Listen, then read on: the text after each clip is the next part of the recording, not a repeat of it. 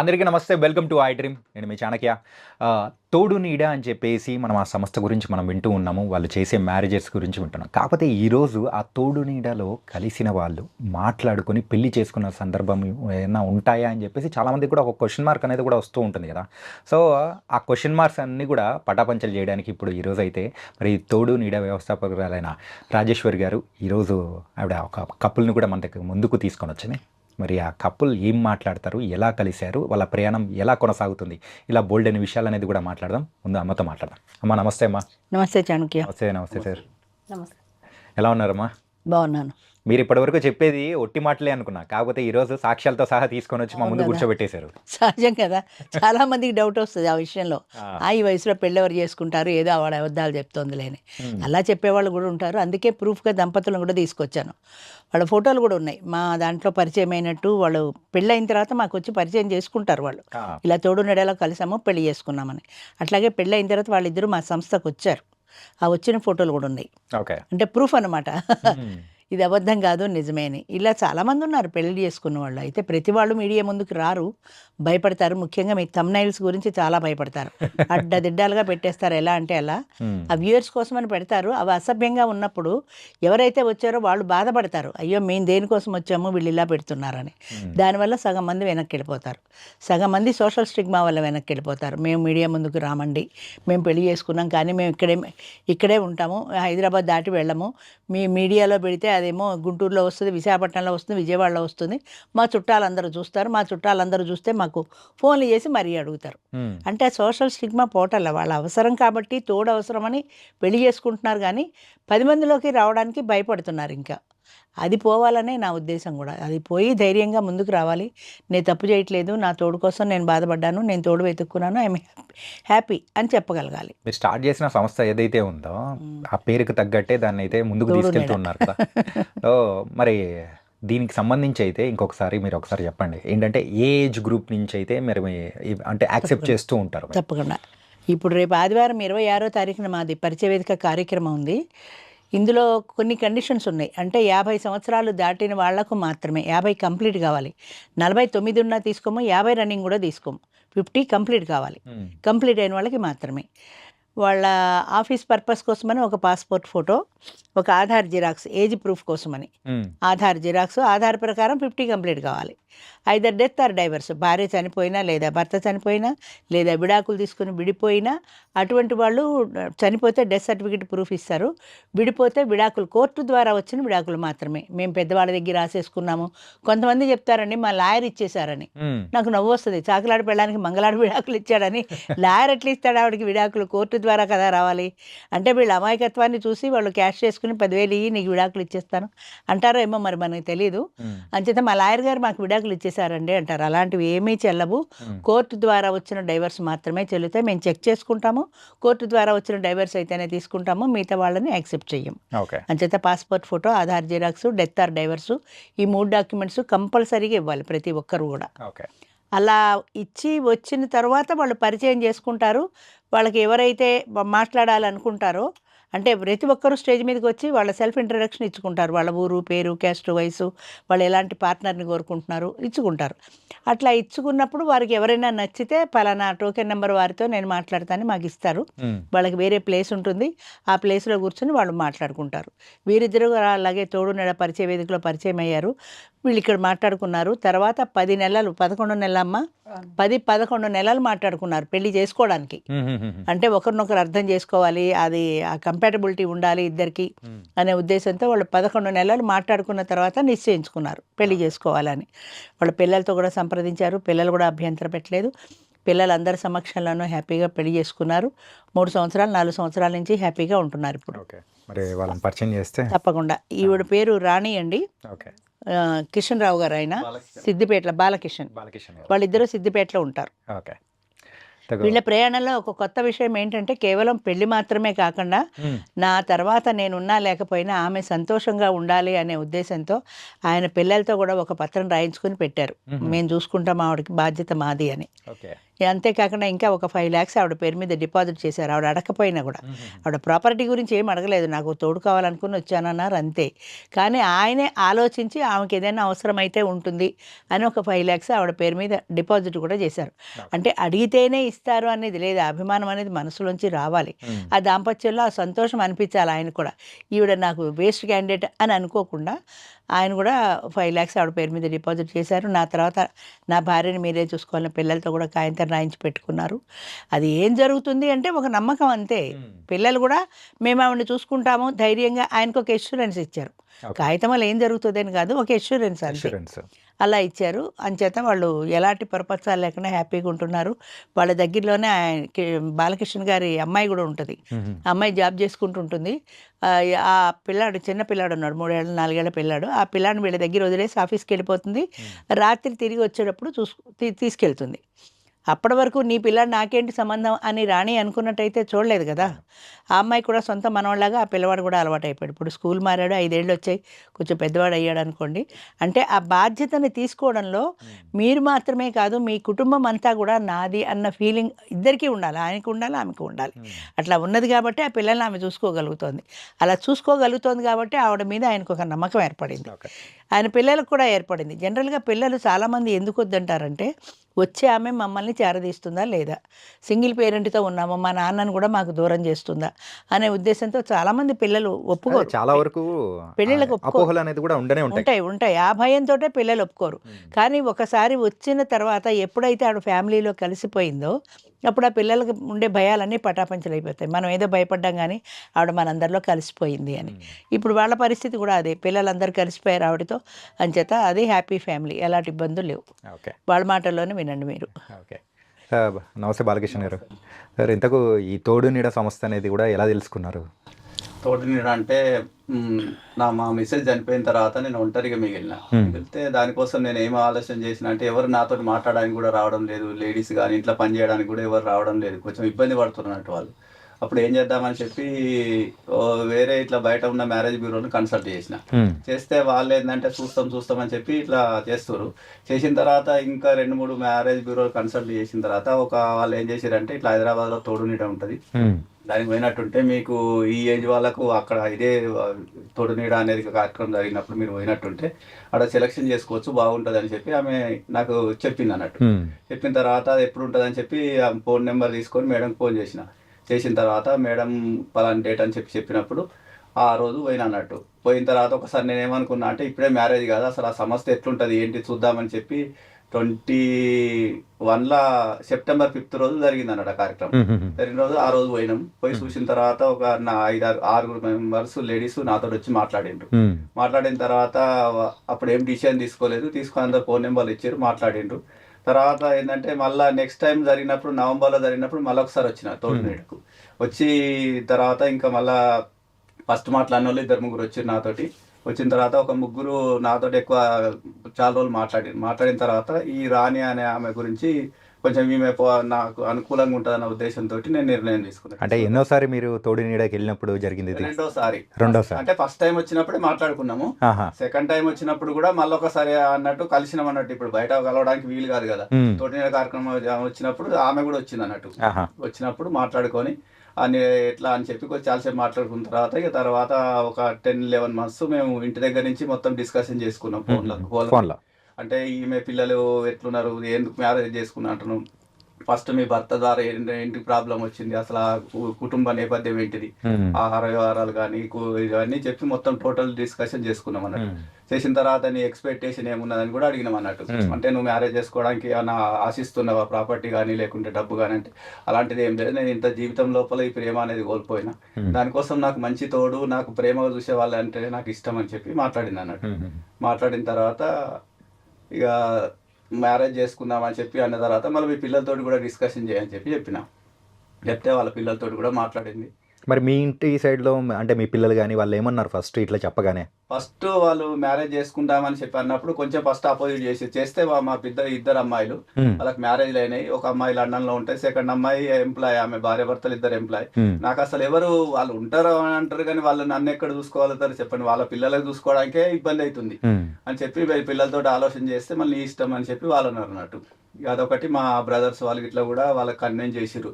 వాళ్ళు ఇప్పుడు మీరు ఎక్కడ వాళ్ళు అక్కడ పోతే ఇబ్బంది అవుతుంది కదా అని చెప్పేస్తే వాళ్ళు ఓకే అని చెప్పి యాక్సెప్ట్ చేసారు.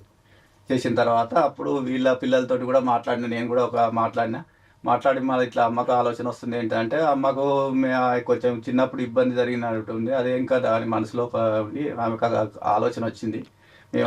మేమేం చెప్పలేము, ఎందుకంటే మేము అందరం ఆమె మీద డిపెండ్ ఎవరు లేము, ఆమె ఇష్టం, ఆమె నిర్ణయం తీసుకునే స్టేజ్లోనే ఉన్నదని చెప్పి వాళ్ళు చెప్పారు అన్నమాట. ఓకే. రాణి గారు, ఇంతకు మీరు ఎన్నిసార్లు వచ్చారు తోడు నీడకి ఏంటి? ఫస్ట్ టైం వచ్చానండి. అసలు అది కూడా యూట్యూబ్ చూసి వచ్చాను. వెంటనే అందులో నెంబర్ ఉంటే ఆ వీడియోస్ చూస్తుంటే అది నిజమా ఒకటిదా అనేసి అనుకుని మేడం కాల్ చేశాను. చేస్తే మేడం అన్నారు, మీ ఏజ్ ఎంతమ్మా, ఇట్లా మీ హస్బెండ్ ఎట్లా అంటే ఇట్లా చనిపోయారండి అంటే, ఇట్లా ఫొటోస్ తీసుకుని 2 ఫోటోలు, ఇట్లా ఫీజు ఉంటుంది, ఆధార్ కార్డు, నేను ఇట్లా డెత్ సర్టిఫికేట్ అవన్నీ తీసుకొని రమ్మని చెప్పారు. డేట్ అంటే 1 మంత్ టైం ఉంది. నేను జూలై ఎండింగ్ లో చేశాను, సెప్టెంబర్ 5th మనకి మీటింగ్ ఉందని చెప్పారు. సర్లేని కాల్ చేశాను. నాకు అసలు ట్రైన్ ఎక్కడం, సికింద్రాబాద్ అవన్నీ తెలియదు మేడం అని అంటే, నువ్వైతే రమ్మా, నువ్వు వచ్చిన తర్వాత ఆటో తనకి చెప్తాను నేను ఇట్లా అడ్రస్ అని చెప్పారు. సరే అని అట్లాగే చేస్తే మేడం అక్కడికి రమ్మని చెప్పారు. ఇంతకు ఏ ఊరు మీది? మాది కొత్తగూడెం. కొత్తగూడెం. ఓకే. కొత్తగూడెం అనమాట. నాకు అసలు ట్రైన్ అసలు సింగిల్గా ఎప్పుడు రాలేదండి, తెలియదు కూడా అసలు. అయితే ఇక అట్లా డేర్ చేసి వచ్చిన. ఇంకా వచ్చేసరికి ఇంకా సార్ కూడా అదే ఫస్ట్ రావడం, నేను కూడా అదే ఫస్ట్. నేను అందరూ ఇట్లా నెంబర్స్ తీసుకొని అన్ని పరిచయం చేసుకోరు కదండి, అట్లా తీసుకున్నారు. కానీ నేను అసలు ఎవరితో మాట్లాడుకున్నట్లే కూర్చున్నా. రాజేష్ ఉన్నారండి. రాజేష్, మేడం మీరు ఎవరితో మాట్లాడలేదు అని అంటే, ఏమన్నా భయం వేస్తుంది, ఎవరితో మాట్లాడాలంటే, సార్ వెనకాల ఉన్నారు, సార్ కూడా ఎవరితో మాట్లాడట్లేదు, మీరు ఒకసారి మాట్లాడండి అన్నారు. ఇంకా సార్ అక్కడికి వచ్చిన తర్వాత మాట్లాడిన తర్వాత మామూలుగా 4 నెంబర్స్, ఇక అది మేడం అన్నది ఇష్టమైతేనే ఇవ్వండి లేకపోతే లేదు అనేసి చెప్పారండి. నెంబర్స్ కూడా ఎవరు ఇవ్వద్దు అని చెప్పారు. కానీ ఇంకా సార్ నెంబర్ అడిగారు, నేను ఇచ్చాను. తన నెంబర్ మిస్ కాల్ ఇస్తే నా దగ్గర ఉండిపోయింది. ఇంకా అట్లా వెళ్ళాక ఇంకా వెళ్ళిపోయాను అనమాట. ఇంకా 4 o'clock వెళ్ళిపోయాము. వెళ్ళిపోయిన తర్వాత ఇంకా ఏమో ఇద్దరం మాట్లాడుకున్నాము. ఇంకా అట్లనే 11 months మళ్ళీ సెకండ్ టైం కూడా వచ్చాం. అంటే మాట్లాడుకుంటున్నాము కానీ మేమేం డిసైడ్ చేసుకోలేదు అప్పటి వరకు. మళ్ళీ November 28th మళ్ళీ ఉందన్నమాట వేదిక. అప్పుడు వచ్చినప్పుడు ఇంకా ఇట్లా అని మేము మాట్లాడుకొని ఇంకా పిల్లలతో కూడా మాట్లాడమని చెప్పారు సార్. ఇంకా సరే మాట్లాడాము. కొంచెం ఇంకా మగపిల్లలు కొంచెం వాళ్ళకి ఉంటుంది కదండి. ఎంతమంది అమ్మా మీకు పిల్లలు? మాకు 4 అండి పిల్లలు. 4 పిల్లలు, 2 అబ్బాయిలు 2 అమ్మాయిలు. కానీ ఏంటంటే మగవాళ్ళ విషయానికి వచ్చేటప్పటికి వేరే ఉంటుంది. ఇంట్లో ఏదైనా చెప్పినా కానీ వాళ్ళు ఒప్పుకోవడానికి వాళ్ళకి ఇష్టం ఉండదు. కావాలంటే నేను ఈ నిర్ణయం తీసుకోవడానికంటే కొంచెం ఇబ్బందులు ఉండే నాకు ఇంట్లో. అంటే ఇలా అంటే ఇట్లా మనకి డబ్బు లెక్క కాదు, ఇల్లు లెక్క కాదు, అవన్నీ కాదు. కావాలంటే కొంచెం ప్రాబ్లమ్స్ ఉండే ఇంట్లో, పిల్లలు ఇట్లా. మా హస్బెండ్ ఏమో హార్ట్ అటాక్తో చనిపోయారు. ఇంకా అట్లా అందుకని ఈ డెసిషన్ తీసుకోవాల్సి వచ్చింది. అసలు ఊరికే చూద్దామనే వచ్చిన. కావాలంటే అక్కడికి వచ్చిన తర్వాత కూడా భయం వేసింది. ఇంకా సార్తో 11 months ఇట్లా మాట్లాడుకున్న తర్వాత సరే డిసైడ్ చేసుకున్నాను. ఈ ఇంట్లో ప్రాబ్లమ్స్ కన్నా ఇక్కడ కొంచెం బాగుంది కదా, ఈ సారు కొంచెం మంచి చూసుకుంటాను నేను మంచిగా అనేసి చెప్పారు. ఇంతగా ఏ ఏజ్లో ఉన్నప్పుడు మీ హస్బెండ్ చనిపోయారు? నాకు 49 ఉన్నప్పుడు. 49 ఉన్నప్పుడు. ఓకే. ఆ తర్వాత వచ్చినప్పుడు 55 years. 55 years అంటే సింగిల్ గా ఒక 6 సంవత్సరాలు ఉన్నారు అన్నమాట. ఓకే. ఉన్నారు. పిల్లలు ఉండే కానండి. నేను ఇంట్లోనే అంటే ఇది టైలరింగ్, అది రోలింగ్ మిషన్ అవి చేసుకుంటూ ఉండేదాన్ని ఇంట్లో. పిల్లలకి జాబ్ ఉన్నాయి అన్ని, కానీ వాళ్ళు వేరే ఊర్లో ఉండేవాళ్ళు. ఇక్కడ నా దగ్గర ఎవరు లేకుండే. ఇంకా ఆ మిషన్ చేసుకుంటూ ఉండేదాన్ని, వర్కర్స్ని పెట్టుకొని. ఇంకా అట్లా ఎందుకో యూట్యూబ్ చూసేసరికి మేడం గారు వీడియోస్ వచ్చేసరికి అట్లా చూసి ఇన్స్పైర్ అయ్యి సరే చూద్దాం అన్నట్టుగానే వచ్చిన. మ్యారేజ్ గురించి అంత రాలే. వచ్చిన తర్వాత అక్కడంతా చూస్తే ఇది స్వయంవరం లాగా అనిపించింది అక్కడంతా. ఇంతకు మీరు వచ్చిన తర్వాత అమ్మగారు ఇచ్చిన భరోసా ఏంటి అసలు మీకు? అంటే తను ఇష్టం పరిచయం చేసుకుని, తను పరిచయం వరకే రండి, అది డిసైడ్ అనేది మన ఇష్టాన్ని బట్టే ఉంటుంది. తన ఊరికేనే మనం వేదిక పరిచయం అంతవరకే ఉంటుంది. ఇక మన ఇష్టాన్ని బట్టేనండి మ్యారేజ్ అనేది అసలు, అంతే. ఇంకా అమ్మ ఇట్లా ఫోన్ నెంబర్స్ ఎక్స్చేంజ్ చేసుకుంటారు కదా, ఎక్స్చేంజ్ చేసుకోవడం అనేది కూడా మీకేమో ఎట్లాంటి ప్రాబ్లం అనేది? నేను వాళ్ళకి ముందు వార్నింగ్ ఇస్తానండి. ఫోన్ నెంబర్లు మీకు ఇష్టం అయితేనే ఇవ్వండి, నేను ఎవరికి ఇవ్వను. చాలా మంది ఫోన్ చేసి అడుగుతారు పలానా నెంబర్ కావాలి, పలానా నెంబర్ కావాలని. మీరు ఇచ్చిన తర్వాత వాళ్ళు రాత్రిపూట అసభ్యంగా మాట్లాడతారు. అక్కడి నుంచి ఆడవాళ్ళు కంప్లైంట్ చేస్తారు. అంచేత నేను ఎవ్వరికి ఫోన్ నెంబర్లు ఇవ్వను. ఆడవాళ్ళవైనా ఇవ్వను, మగవాళ్ళవైనా ఇవ్వను. మీరు మాట్లాడుకోవాలంటే నెక్స్ట్ మీటింగ్కి వచ్చి మాట్లాడుకోండి, నాకు సంబంధం లేదు. వాళ్ళకు కూడా మీటింగ్ మొదలయ్యే ముందు వార్నింగ్ ఇస్తాను. మీకు నమ్మకం ఉండి ఇస్తే తప్ప మీరు ఎవరికి పడితే వాళ్ళకి మీ ఫోన్ నెంబర్లు, ముఖ్యంగా ఆడవాళ్ళు ఫోన్ నెంబర్లు ఇవ్వద్దు. మీకు నమ్మకం ఉంటే ఇవ్వండి, రేపు పొద్దున్న ఏదైనా గొడవ అయితే నా బాధ్యత లేదు, మీకు ఇష్టమైతే ఇచ్చుకోండి అని చెప్తాను. ఆవిడ మాట్లాడిన తర్వాత ఆయన మీద నమ్మకం కొద్దీ ఆవిడ ఫోన్ నెంబర్ ఇచ్చారు, ఎక్స్చేంజ్ చేసుకున్నారు. కానీ ఇలాంటి సంస్థ ఒకటి పెట్టిన తర్వాత ఖచ్చితంగా పిల్లల సైడ్ నుంచి ఖచ్చితంగా ప్రాబ్లం అనేది వస్తూనే ఉంటాయి. వస్తుంది. ఏంటంటే ఫస్ట్ వాళ్ళ ఇష్టానికి తగ్గట్టు ఓకే అని చెప్పినా కానీ తీరా పెళ్లి వరకు వచ్చినా కానీ అట్లాంటి సందర్భంలో వాళ్ళు అంటే ఇష్టం లేదని Accept చెప్పేసి చేయరు. చెప్పడాలు ఇవన్నీ దానికి ఉంటాయి కదా. సగం కారణం ఏంటంటే వచ్చే ఆమె మమ్మల్ని చూసుకుంటుందా, ఉమ్, మా తండ్రి నుంచి మమ్మల్ని వేరు చేస్తుందా అనే భయం ఎక్కువ ఉంటుంది ఉమ్, పిల్లల్లో. సాధారణంగా ఆడపిల్లలు అయితే ఎమోషనల్ కాబట్టి వాళ్ళకి ఇంకా ఎక్కువ ఉంటుంది. అమ్మ ఎటు లేదు, నాన్న కూడా మాకు దూరం అవుతాడేమో అనే భయంతో ముందుగానే రాబోయే ఆవిడని ఒక విలన్ లాగా చూస్తారు సినిమాలో సూర్యకాంత్ లాగా. అయితే వాళ్ళకి నమ్మకం కలగాలి కదా, ఆవిడ మీద నమ్మకం కలగాలి. ఆ నమ్మకాన్ని ఆవిడ నిలబెట్టుకుంది. పెళ్ళైన తర్వాత కూడా ఆ పిల్లలందరితో కలిసిపోయి నిలబెట్టుకుంది కాబట్టి ఇప్పుడు పిల్లలందరూ కూడా అమ్మయ్య మాకు భయం లేదు, మమ్మల్ని మా నాన్నకి దూరం చేయలేదు, మేము కూడా అప్పుడప్పుడు వస్తూ పోతూ ఉంటాము అని ఆవిడతో కలిసిపోయారు. ఓకే. ప్రధానంగా కావాల్సింది ఏంటంటే నమ్మకం అండి. ఇప్పుడు ప్రజెంట్ జనరేషన్లో మీటింగుల్లో వాళ్ళు ముందే చెప్తారనమాట, ఉమ్, ఆయన మాకు సంబంధం అండి, నా మగుడు నాకే సొంతం సినిమాలాగా, ఆయన ఫ్యామిలీతో మాకేంటి సంబంధం అంటారు కొంతమంది. ఆ, ఎప్పుడు కూడా ఏ వ్యక్తి అయినా సరే, మన పూర్వకాలం చూడండి, ఫ్యామిలీ అండ్ కుటుంబంతో కలిపి ఉండేది పెళ్ళి అంటే, పెద్దలు నిర్ణయించేవారు. ఇప్పుడు పెళ్ళి అంటే పెళ్లి కొడుకు పెళ్లి కూతురు వీళ్ళిద్దరే మాట్లాడుకుంటారు, వీళ్ళిద్దరే నిర్ణయించుకుంటారు, కుటుంబాలతో సంబంధం లేదు అన్న మైండ్ సెట్తో ఉంటారు ఇప్పటి వాళ్ళు. అందుకని మాకేంటండి ఆయన పిల్లలతో మాకేంటి సంబంధం, నా పిల్లలు పండగకి వస్తారంటాడు, నేనెందుకు చేయాలి వాళ్ళందరికీ ఉమ్, అని అనుకుంటారు. ఒక్క విషయం చెప్తానండి, ఇందులో సీక్రెట్ ఏంటంటే, ఒక వ్యక్తిని నువ్వు ఇష్టపడినప్పుడు ఆయన బలాల్ని ఆయన బలహీనతల్ని కూడా క్షమించగలగాలి. అంతే. అంతేకాకుండా ఆయనతో ఉన్న కుటుంబం అంతా నీది అన్న ఫీలింగ్లో ఉండాలి. ఆయన పిల్లలు వస్తే ఆయనకి సంతోషమే కదా ఎవరికైనా. పండగ నాడు నువ్వు ఆయన పిల్లల్ని పిలిచావంటే ఆయన చాలా హ్యాపీగా ఫీల్ అవుతాడు. ఎప్పుడైతే ఆయనలో హ్యాపీనెస్ వచ్చిందో నిన్ను ఆటోమేటిక్గా హ్యాపీగా చూసుకుంటాడు. నీ సంతోషం ఆయన కుటుంబంలో ఇమిడి ఉంది అన్న విషయం మర్చిపోకూడదు. ఉమ్, ప్రజెంట్ వాళ్ళు ఏంటంటే, నాకేంటంటే ఆయన ఫ్యామిలీతో సంబంధం, ఆయన ఒక్కడే నాకు సంబంధం అన్నట్టు చూస్తారు. సగం మంది దూరం అయిపోతారు దాంతో. అందుకే అలా అంటే ఆయన ఒప్పుకోడు అసలు, పిల్లల దాకెందుకు, ఆయన కూడా నా పిల్లల్ని చూసుకున్నప్పుడు నాకెందుకు ఈ పెళ్ళి వద్దంటాడు. అంచేత కుటుంబం అన్న తర్వాత ఇది నా కుటుంబం, మనం అంతా ఒకటి అన్న ఆలోచన ఆడవాళ్ళకి ఉండాలి, మగవాళ్ళకి ఉండాలి. అది ఉన్నప్పుడు మాత్రమే అది సక్సెస్ఫుల్గా నడుస్తుంది. కరెక్ట్ అమ్మా. అంటే ఈ 4 సంవత్సరాల ప్రయాణం ఎలా ఉంది సార్? బాగుంది సార్, సంతోషంగా ఉన్నది. మా పిల్లలు కానీ మేము కానీ ఉమ్, వచ్చినప్పుడు కూడా చాలా మంచి సంతోషంగా గడుపుతారు. తర్వాత అక్కడి నుంచి వాళ్ళ పిల్లలు వచ్చినప్పుడు కూడా మాతో కుటుంబంలో కలిసి మంచిగా కలిసిపోతారు. సంవత్సరానికి ఒకసారి వస్తుంటారు. ఓకే. ముందు 11 నెలలేమో మాట్లాడుకున్నారు, ఆ తర్వాత పెళ్లి చేసుకున్న తర్వాత అయినా కానీ ఎప్పుడైనా కానీ ఇబ్బందిలా అనిపించి ఫస్ట్లో ఏమన్నా భయపడిన సందర్భాలు ఏమైనా ఉన్నాయా? ఫస్ట్ అవన్నీ భయంకి సంబంధించిన డిస్కషన్ చేసిన తర్వాతనే డిసైడ్ అయినాం సార్. ఓకే. ఓకే. ఫస్ట్ వేరే విషయం అన్ని కాదు, మొత్తం టోటల్ లైఫ్ అంటే ఎట్లుంటది ఏంటిది, తర్వాత ఫ్యూచర్లో ఎట్లుంటది, రేపు వివాహం చేసుకున్నాక కూడా ఉమ్, ఇవన్నీ మొత్తం క్లియర్గా మాట్లాడుకున్నాం మేము.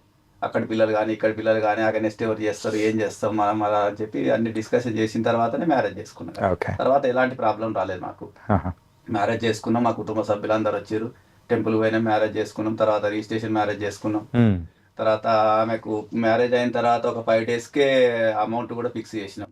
కానీ ఈ అమౌంట్ ఫిక్స్ చేయడం అదేందమ్మా అసలు నాకు యాక్చువల్గా? తెలియదు సార్, నేను అసలు అలాంటి అంటే ఆమెకు ఒక సెక్యూరిటీ లాగా ఉండాలి. అంటే ఈ ఆలోచన ఎవరిది, మీదా లేకపోతే ఎట్లా? నా ఆలోచనే. ఆహా. ఇప్పుడు ఎందుకంటే ఆమె యొక్క ప్రాపర్టీ కానీ ఏది కానీ ఏమీ అడగలేదు. ఉమ్, అటువంటిప్పుడు మనం నమ్ముకొని వచ్చిన తర్వాత రేపు ఫ్యూచర్లో ఎట్లుంటుందో చెప్పలేము.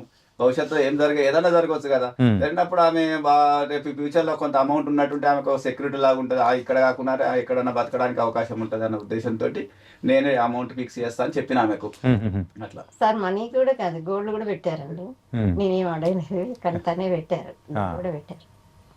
ఎలా ఉందమ్మా మీరు మీ మాటల్లో చెప్పండి ఈ 4 సంవత్సరాల ప్రయాణం? హ్యాపీగా ఉన్నానండి, హ్యాపీగా ఉన్నాను. పాప వాళ్ళు కానీ సార్ వాళ్ళ చెల్లెలు, మా అన్నయ్య వాళ్ళు, వాళ్ళతో వదిన వాళ్ళు ఉంటారు కదా, రిలేషన్ మొత్తం అందరూ అసలు చాలా బాగుంటారు, మంచిగా క్లోజ్గా మాట్లాడతారు, మంచిగా ఉంటారు అసలు. ఉమ్, ఇంకా అమ్మ వాళ్ళ ఇంట్లో ఎట్లున్నానో ఇక్కడ కూడా అట్లనే అనిపిస్తూ ఉంటుంది నాకు. నేను అమ్మ వాళ్ళ ఇంట్లో ఎట్లున్నానో అట్లనే అనిపిస్తుంది ఇక్కడ కూడా. ఓకే. ఈ కుటుంబం అంతా అసలు అట్లా ఇక్కడ ఉన్నప్పుడు, అక్కడ అమ్మ వాళ్ళ ఇంట్లో చిన్నప్పుడు ఎట్లున్నానో, నాన్న వాళ్ళ అమ్మ అన్నయ్య వాళ్ళు ఎట్లున్నారో అట్లా అనిపిస్తుంటుందండి. అసలు ఒకసారి కళ్ళలో నీళ్ళు వస్తూ ఉంటాయి. ఉమ్, వాళ్ళు లేరు ఇప్పుడు, కానీ వాళ్ళు ఉంటే బాగుండు అనిపిస్తూ ఉంటుంది. అసలు ఇక్కడ అంతా బాగుంటుంది, అసలు ఫ్యామిలీ అంతా, రిలేషన్ అంతా ఆ, చాలా బాగుంటాం. ఓకే. అంటే నాకు అసలు ఏమి ఇబ్బంది లేదండి, ఇక్కడ చాలా బాగా చూసుకుంటారు సార్. పిల్లలు వస్తారు అక్కడ నుండి 1 yearకి ఒకసారి, దసరాకి వస్తారు మా పిల్లలు. ఉమ్, అంతే వస్తారు, హ్యాపీగా ఉంటారు, చాలా బాగా చూసుకుంటారు సార్. మంచిగా మేమంతా కలిసిపోయి ఉంటాం. అంటే నీ పిల్లలు వేరు నా పిల్లలు వేరు అన్న సమస్య లేదు వాళ్ళకి, వీళ్ళందరూ మన పిల్లలు మీరు అన్న ఇందాక చెప్పారు భావనతో ఒక ఉన్నారు పాయింట్, కాబట్టి. మన వాళ్ళు అని అనుకుని మనం అనుకోవాలి. యాక్సెప్ట్ అలా చేసినప్పుడు గొడవలు ఏముండవని. అనుకున్నప్పుడే తేడాలు రావు. లేకపోతే ఆయన పిల్లలు వచ్చారని ఈవిడ అదొకలాగా చూసి, ఆవిడ పిల్లలు వచ్చారని ఈయన అదొకలా చూస్తే వాళ్ళు కూడా రాలేరు. ఒకసారి వచ్చినప్పుడు వాళ్ళకి ఆ ఫ్రీడమ్ ఉంటేనే రెండోసారి వస్తారు, లేకపోతే దూరంగానే ఉంటారు. ఆ దూరం అలాగే మనుషుల మధ్య దూరం కూడా పెరిగిపోతుంది. ఆ దూరం కాకుండా వాళ్ళని దగ్గర చేసుకోవాలంటే ప్రధానంగా కావాల్సింది ఏంటంటే ఇదంతా మన అన్న ఫీలింగ్ ఉండాలి. ఆ ఫీలింగ్తో ఉన్నారు కాబట్టి ఆ దంపతులు హ్యాపీగా ఉండగలుగుతున్నారు. పాప సార్ వాళ్ళ పాప లండన్ లో ఉంటుందండి, 2 ఆడపిల్లలు. వాళ్ళు వచ్చారు లాస్ట్ ఇయర్ వచ్చారు. అంటే వాళ్ళు 2 years ఒకసారి కదండి ఛాన్స్ ఉంటుంది రావడం కోసం. నేను వచ్చిన తర్వాత లాస్ట్ ఇయర్ వచ్చారు. వచ్చినప్పుడు అసలు నాకు కొద్దిగా కొన్ని రోజులే ఉన్నారు, కానీ ఇంకా ఉంటే బాగుంటుంది. ఊరికే గుర్తొస్తూ ఉంటుంది వాళ్ళు కలిసి. ఉన్న కొన్ని రోజులైనా ఎంతో ఆత్మీయంగా ఉన్నాము. మళ్ళీ వస్తే బాగుండు పాప అనిపిస్తూ ఉంటుంది అసలు. కానీ వాళ్ళకి వీలు పడట్లేదు, ఇంకా ఇయర్ అయింది కదా రావడం కుదరట్లేదు. ఆ పిల్లలు కూడా అసలు నేను ఎవరో తెలియదు కానీ హాయ్ మమ్మ అని అంటుంటే అసలు కళ్ళలో నీళ్ళు వచ్చేస్తూ ఉంటాయండి. అసలు ఈ పిల్లలు ఎక్కడ పిల్లలు నన్ను ఇట్లా ఇంత అభిమానంగా ప్రేమిస్తూ ఉంటారండి. ఆ పాప వాళ్ళు ఇద్దరు కూడా వాళ్ళ హస్బెండ్స్ కూడా మంచిగా మాట్లాడతారు, మంచిగా అనిపిస్తూ ఉంటుందండి. అండ్ వాళ్ళ పిల్లలు కానీ మీతో మాట్లాడేటప్పుడు కానీ మిమ్మల్ని యాక్సెప్ట్ చేయడం ఎట్లా ఉంది సార్? బాగా యాక్సెప్ట్ చేస్తారు, అంకుల్ అని పిలుస్తారు. మంచిగా వచ్చిన తర్వాత కూడా అన్ని లోకల్లో చూసేటి కానీ లేకుంటే ఇంకా సరౌండింగ్లో ఏమైనా మంచి ప్లేసెస్ ఉన్నా కానీ అన్ని విజిట్ చేస్తాం. ఇంట్లో ఇష్టమైనది వాళ్ళకు చేసి పెడతాం, షాపింగ్ చేస్తాం, అన్ని రకాల బాగుంటుంది. అప్పుడు కూడా వాళ్ళు మంచి సంతోషంగా పోతారు. ఓకే, పెద్దప్పుడు చాలా థ్యాంక్స్ అంకుల్ అది అని చెప్పి వాళ్ళ అమ్మతోటి కానీ మాతోటి కానీ మంచిగా కలిసి ఉంటారు, చాలా బాగుంటుంది.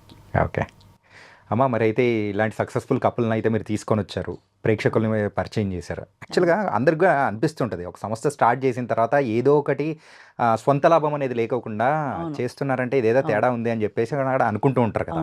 మరి అయితే ఇలాంటి చేయడం వల్ల మీకేం వస్తుంది అంటే మీరు ఏం చెప్తారు? నాకు వచ్చే మానసికమైన ఆనందం అండి, దానికి వెల కట్టలేము. మీరు ఎన్ని లక్షలు కోట్లు ఇచ్చినా సరే, ఇప్పుడు ఈ జంట సెటిల్ అయ్యామని వచ్చి నా దగ్గర అనౌన్స్ చేసినప్పుడు నాకు ఎంత సంతోషం అనిపిస్తుంది. అది వాళ్ళు 10,000 25,000 క్యాష్ ఇస్తే రాదు అది. అంతేత కేవలం నేను మానసిక సంతృప్తి కోసమనే ఇది మొదలుపెట్టాను, ఆ ప్రకారమే చేస్తున్నాను. దాని మీద నేనేమి ఇన్కమ్ ఆశించట్లా. అయితే వాళ్ళు పొద్దున్న నుంచి సాయంత్రం దాకా ఉంటారు, వాళ్ళ భోజనాల ఖర్చు నేను పెట్టలేను. 200 మంది 300 మంది వస్తారు. ఎంతమంది వస్తుంటారు అమ్మ ఒక మీటింగ్కి నార్మల్గా? అంటే 200 మినిమం ఉంటారండి, 200 300 అట్లా వస్తారు. అంటే ఎట్లా 200 300 వచ్చినప్పుడు అంటే జెంట్స్ ఇంతమంది ఉండాలి లిమిట్, లేడీస్ ఇంతమంది ఉండాలి లిమిట్ అని అట్లా ఏమన్నా పెడతారా ఏంటి? అట్లేం లేదు. 50 years చెప్పాను కదా, అదొకటే నిబంధన, డెత్ ఆర్ డైవర్స్ అంతే. ఆ ప్రకారం ఉంటే ఎవరైనా రావచ్చు. అయితే దురదృష్టం ఏంటంటే లేడీస్ ఎప్పుడు తక్కువే ఉంటారు. ఆ సోషల్ స్టిగ్మా అనే భయం ఒకటి ఉంది. దానివల్ల కొంత పిల్లలు ఒప్పుకోకపోయినా మగవాళ్ళు ధైర్యం చేస్తారు కానీ ఆడవాళ్ళు ధైర్యం చేయలేరు. పిల్లలు వద్దన్నారు అనుకోండి, వాళ్ళు ముందుకు రాలేరు. కొంతమంది పిల్లలు చెప్పకుండా వస్తారు, వచ్చిన తర్వాత ఆ పిల్లలే చెప్తారు ఎవరో సెటిల్ చేసుకుని నేను పలానా ఆయన్ని పెళ్లి చేసుకుంటున్నాను. 10 మంది నవ్వుతారు, నోరు మూసుకొని ఇంట్లో కూర్చోనగానే కూర్చుండిపోతారు. తెగించి బయటకు వచ్చే ధైర్యం ఇంకా ఆడవాళ్ళకి రావటం లేదు. ఏ ఉద్దేశంతో అయితే నేను స్టార్ట్ చేశానో అది పూర్తిగా సక్సెస్ కావటంలా. దంపతులు అయితే సెటిల్ అవుతున్నారు కానీ ఇంకా ఆ భయాలు ఉండిపోతున్నాయి. అంటే పిల్లలు కాదంటారు, సమాజం ఏమంటుంది, 10 మంది ఏమంటారు, అన్నిటికీ మించి ఇది తప్పు అన్న భావన నరాన జీర్ణించుకుపోయిందండి ఆడవాళ్ళకి. నేను చెప్తున్నాను, కావాలంటే మీరు గూగుల్లో కూడా సెర్చ్ చేయొచ్చు. పరాశర స్మృతి అని ఉంది. అంటే ఇప్పుడు మనం మనధర్మశాస్త్రం పాటిస్తున్నాం, ఎప్పుడో త్రేతాయుగం నాటి ధర్మాన్ని మనం ఇప్పుడు కూడా పాటిస్తున్నాం. అది యుగాలు మారిన కొద్దీ ధర్మాలు మారుతాయి. పరాశర స్మృతి అనేది కలికాలంలో మనం పాటించవలసిన ధర్మం.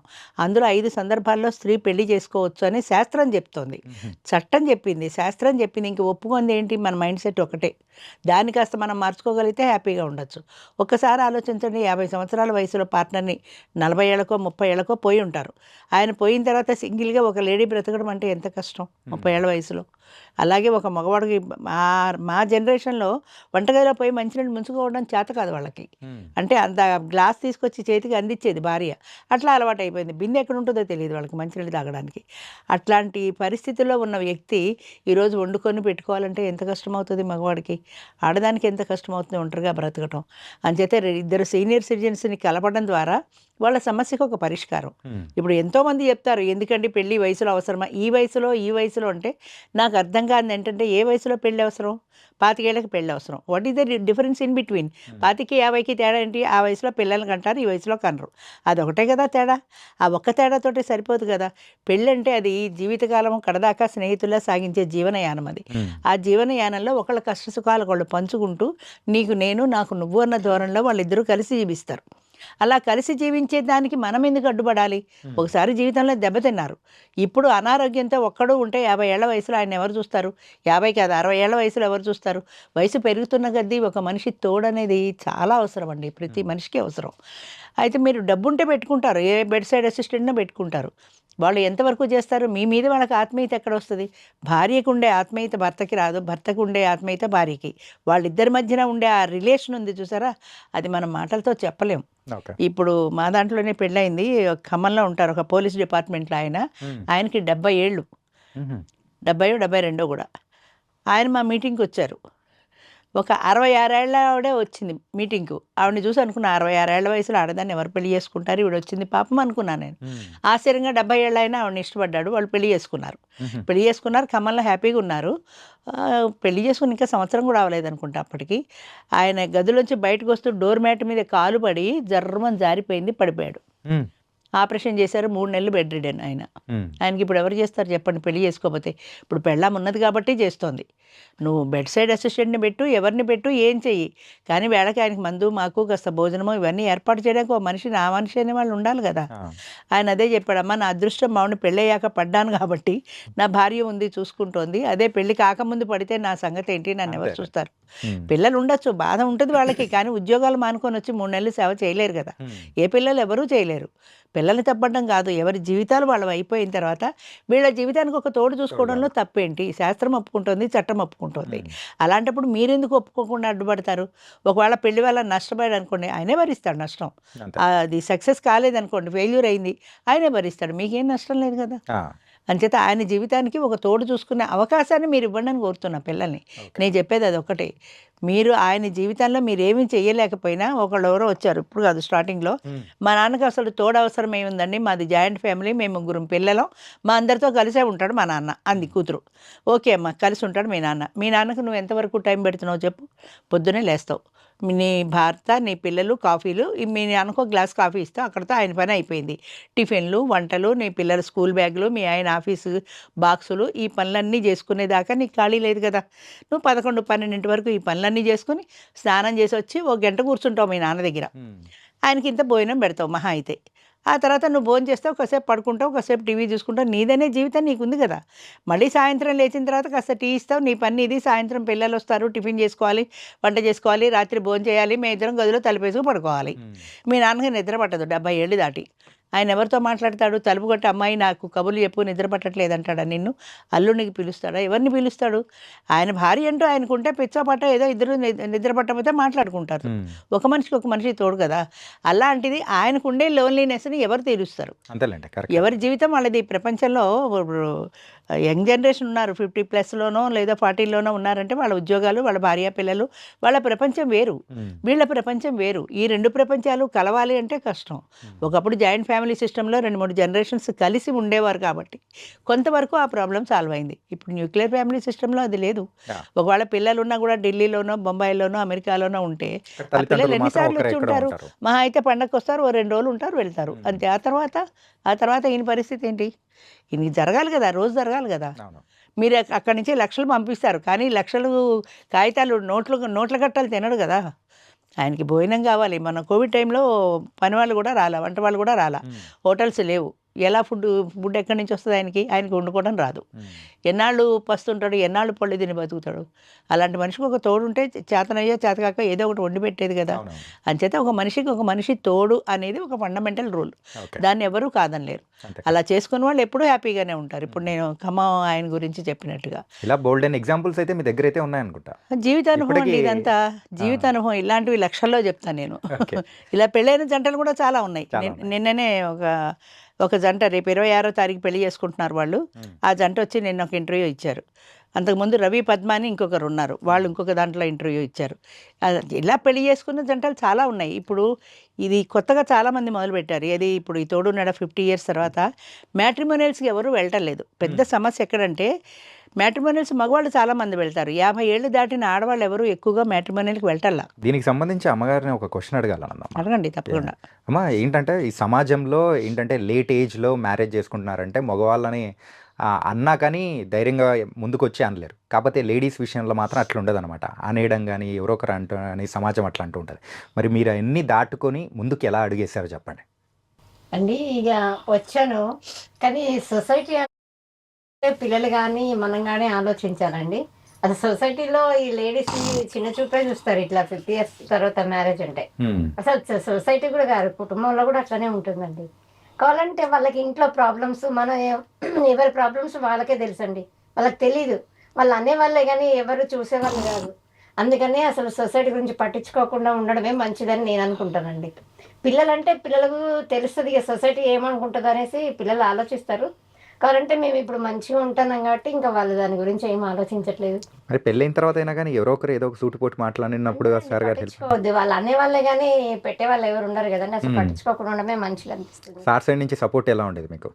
చాలా బాగుంటదండి. అసలు మంచిగా ఉంటారు, ధైర్యంగానే. అసలు ఇక సార్ చేపట్టే కదండి స్టెప్ వేసి తను మంచి చూసుకుంటారని ఒక మాట కొరకే నేను మాట అంతే, ఆ మాటనే నమ్మి వచ్చిన. కానీ నాకు లైఫ్లో ఇక్కడికి వచ్చిన తర్వాత ఇన్ని ఏదైనా బయట నుంచి సొసైటీ నుంచి ఏదైనా ఒక సమస్య వస్తుందని నేను అసలు ఏం ఆలోచించలే.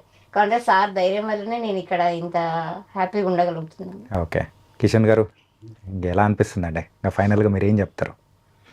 అంటే లైఫ్ అయితే బాగున్నది సార్. ఎందుకంటే వివాహం చేసుకోకముందు చేసుకున్న తర్వాత చాలా వ్యత్యాసం ఉంటుంది. అప్పుడు ఇంతకుముందు ఎవరు లేడీస్ అయితే మా ఇంట్లోకి రాకపోతుంది. ఇప్పుడు వచ్చిన తర్వాత అందరు ఫ్యామిలీస్ మేము చాలా టూర్ కూడా వెళ్ళినాం. ఏది మా కాలనీలో అందరు కలిసి కర్ణాటక టూర్ ఒక 12 days, కేరళ తమిళనాడు టూర్ ఒక 12 days, తర్వాత అయోధ్య, కాశీ అన్ని చాలా టూర్స్ తిరిగినాం. ఎందుకంటే అట్లా కుటుంబ సభ్యుల నుంచి కానీ లేకుంటే మా సరౌండింగ్ వాళ్ళ సొసైటీ నుంచి కానీ అందరూ మంచిగా యాక్సెప్ట్ చేసారు, అందరూ సంతోషంగా గడుపుతారు, బాగుంటది మాకు. ఓకే, ఇట్లా వేరే అన్నట్టు డిఫరెన్స్ అయితే మాకు ఇంతవరకు ఏమీ లేదు అట్లా. ఓకే, ఇలాంటి జంటలు చాలా ఉన్నాయండి. ఫర్ ఎగ్జాంపుల్ ఇదొక జంట అనుకోండి. అయితే నాకు సంతోషం ఎక్కడొస్తుందంటే ఇన్ని కుటుంబాలని ఇన్ని జంటల్ని మనం కలపగలిగాం. ఒంటరిగా బాధపడుతూ ఒంటరితనంతో ఉండే వాళ్ళని ఒక తోడు కల్పించడం ద్వారా ఒక ఫ్యామిలీని సెటిల్ చేయగలిగాం అనే సంతృప్తి ఉంది చూసారా, అది చాలు. నాకు ఆదాయం అవసరం లేదు, నేను రిటైర్డ్ టీచర్ని, నేను పెన్షనర్ని, నా పెన్షన్ నాకు వస్తుంది, నాకు సరిపోతుంది. దేనికైనా సంతృప్తి అనేది ఉండాలి. ఇంకా కోట్లు గడించి ఏం చేసుకుంటామండి, నూరుకొని తాగుతామా?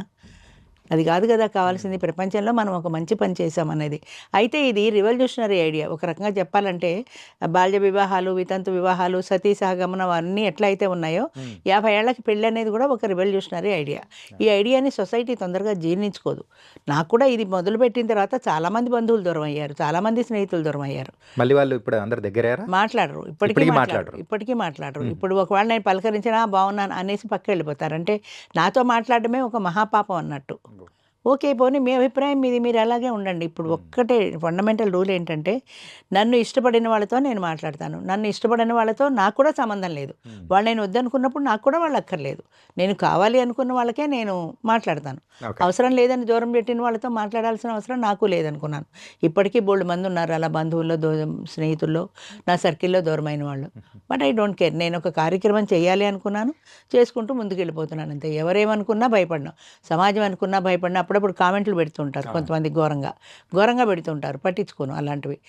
పట్టించుకోకుండా ముందుకు వెళ్తున్నారు కాబట్టి ఇంతమంది జంటల్ని కూడా కలపగలిగాము. అయితే ఒక్కొక్కసారి కష్టం అనిపిస్తే జవాబు చెప్తాను తిరిగి. ఎవరైనా సరే, నేను మీ మీడియా ద్వారా ఎన్నోసార్లు చెప్పాను, మీకు ఇది తప్పు అని అనిపిస్తే రండి కూర్చోండి మీడియా దగ్గరే, నేను మాట్లాడతాను. తప్పని మీరు చెప్పండి, ఎవరు చెప్పరు తప్పని. ఎంతసేపటికి సోషల్ సిగ్మా వల్ల అబ్బాయి అప్రాచ్య పని, ఆ పని, ఈ పని ఏదేదో చెప్తారు.